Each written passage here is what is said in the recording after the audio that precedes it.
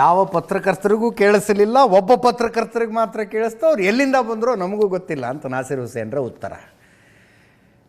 ಒಬ್ಬ ಪತ್ರಕರ್ತರಿಗೆ ಕೇಳಿಸ್ತೋ, 10 ಜನ ಪತ್ರಕರ್ತರಿಗೆ ಕೇಳಿಸ್ತು. ನಾಸಿರ್ ಹುಸೇನ್ ಅವರೇ, ರಾಜ್ಯದಲ್ಲಿ ಸರ್ಕಾರ ನಿಮ್ಮದಿದೆ, ಇದರ ಬಗ್ಗೆ FIR ದಾಖಲಾಗುತ್ತೆ, ಪೊಲೀಸರು FIR ಮಾಡ್ಕೋತಾರೆ, ಆಡಿಯೋ ಕ್ಲಿಪ್ಪನ್ನು FSL ಕಳಿಸ್ತಾರೆ. ಅಲ್ಲಿ ತನಕ ಏನು ಕಾರ್ಯಾಚರಣೆ ಆಗೋದಿಲ್ಲ.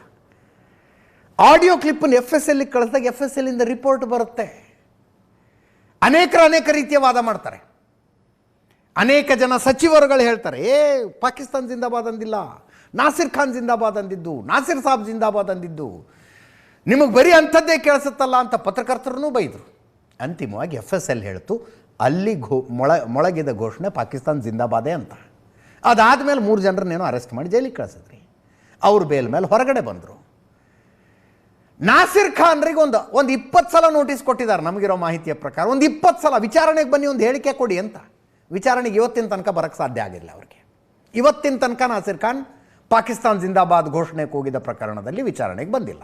ಮತ್ತೆ ರಾಜ್ಯಸಭೆಯಲ್ಲಿ ನಿಂತ್ಕೊಂಡು ಒಬ್ಬ ಪತ್ರಕರ್ತನಿಗೆ ಕೇಳಿಸ್ತು. ಅದು ಹೆಂಗೆ ಕೇಳಿಸ್ತು ಅವನಿಗೆ? ಕ್ರಮ ಕೈಗೊಳ್ಳಿ ಅಂತ ಅವತ್ತೇ ಹೇಳಿದ್ದೀನಿ. ಕ್ರಮ ಕೈಗೊಳ್ತಾರೆ, ಯಾರು ಘೋಷಣೆಗೆ ಹೋಗಿದ್ರು ಅವ್ರ ಮೇಲೆ.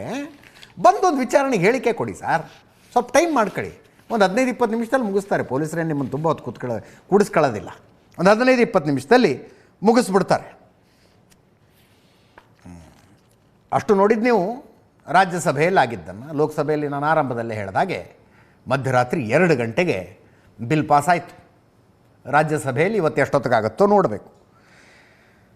288 ಮತಗಳು ಮಸೂದೆಯ ಪರ, 232 ಮತಗಳು ಮಸೂದೆಗೆ ವಿರುದ್ಧ. 4 ಜನ NDAದಿಂದನೇ ಅಬ್ಸೆಂಟ್ ಆಗಿದ್ದರು, ಇನ್ಕ್ಲೂಡಿಂಗ್ ನರೇಂದ್ರ ಮೋದಿ. ಪ್ರಧಾನಿ ನರೇಂದ್ರ ಮೋದಿಯವರು ನೆನ್ನೆಯ ಚರ್ಚೆಯಲ್ಲಿ ಭಾಗಿಯಾಗಲಿಲ್ಲ, ಅವರು ಸದನದಲ್ಲಿ ಇರಲೂ ಇಲ್ಲ. ರಾತ್ರಿನೇ ಥೈಲ್ಯಾಂಡ್ ಪ್ರವಾಸಕ್ಕೆ ಹೋಗಿದ್ದಾರೆ ಅವರು. ಥೈಲ್ಯಾಂಡ್ ಪ್ರವಾಸ ಬಿಮ್ಸ್ಟೆಕ್ ಅಂತ, bay of Bengal initiative for multi sectoral technical and economical cooperation summit ಇದೆ. ಆ ಸಮಿಟ್ನಲ್ಲಿ ಭಾಗಿಯಾಗೋದಕ್ಕೆ ಥೈಲ್ಯಾಂಡಿಗೆ ಹೋಗಿದ್ದಾರೆ. ಬ್ಯಾಂಕಾಕ್ನಲ್ಲಿ ನಡೆಯುತ್ತದು. ಅದನ್ನು ಮುಗಿಸ್ಕೊಂಡು 4ನೇ ತಾರೀಕಿನಿಂದ 6ನೇ ತಾರೀಕಿನ ತನಕ ಶ್ರೀಲಂಕಾ ಪ್ರವಾಸಕ್ಕೆ ಹೋಗ್ತಾರೆ. 2019 ಆದಮೇಲೆ ಪ್ರಧಾನಮಂತ್ರಿಗಳು ಶ್ರೀಲಂಕಾಕ್ಕೆ ಹೋಗ್ತಾ ಇರೋದು ಈಗಲೇ. ಅದನ್ನು ಮುಗಿಸಿ ಶ್ರೀಲಂಕಾ ಪ್ರವಾಸವನ್ನು ಮುಗಿಸಿ ವಾಪಸ್ ಬರ್ತಾರೆ. ಆ ಕಾರಣಕ್ಕಾಗಿ ನೆನ್ನೆ ಲೋಕಸಭೆಯಲ್ಲಿ ಅವರು ಇರಲಿಲ್ಲ. ರಾಹುಲ್ ಗಾಂಧಿಯವರು ಮಾತಾಡಲಿಲ್ಲ. ಅವರು ಯಾರು JPCಯ ಸದಸ್ಯರಾಗಿದ್ದರು ಅವರಷ್ಟೇ ಮಾತಾಡಿ, ನಾವು ಯಾರು ಮಾತಾಡೋದು ಬೇಡ ಅಂದಿದ್ರಂತೆ. ಬಟ್ ಟ್ವೀಟ್ ಮಾತ್ರ ಭಾಳ ಜೋರಾಗಿ ಮಾಡಿದ್ದಾರೆ. OIC ಆಫ್ರಿಕಾದಲ್ಲಿ ತುಳಿತದ ಕಾನೂನನ್ನು ಮೋಹನ್ ದಾಸ್ ಕರಮ್ಚಂದ್ ಗಾಂಧಿ ಹರಿದಾಕಿದ್ರು. ಆ ರೀತಿ ನಾನು ಹರಿದಾಕ್ತೀನಿ ಅಂತ ಸದನದಲ್ಲಿ ಅದನ್ನು ಹರಿದಾಕಿದ್ರು.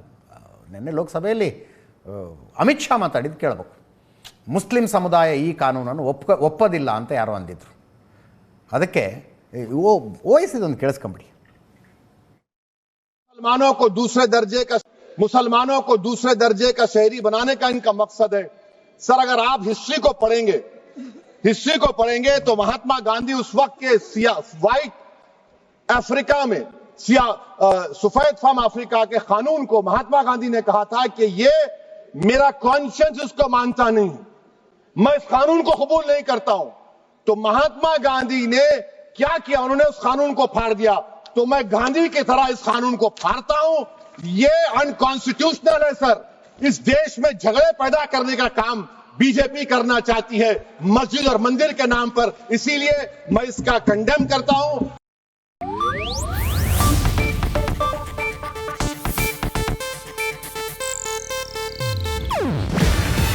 ಇದು ಏಷ್ಯಾನೆಟ್ ನ್ಯೂಸ್ ನೆಟ್ವರ್ಕ್ ಪ್ರಸ್ತುತಿ.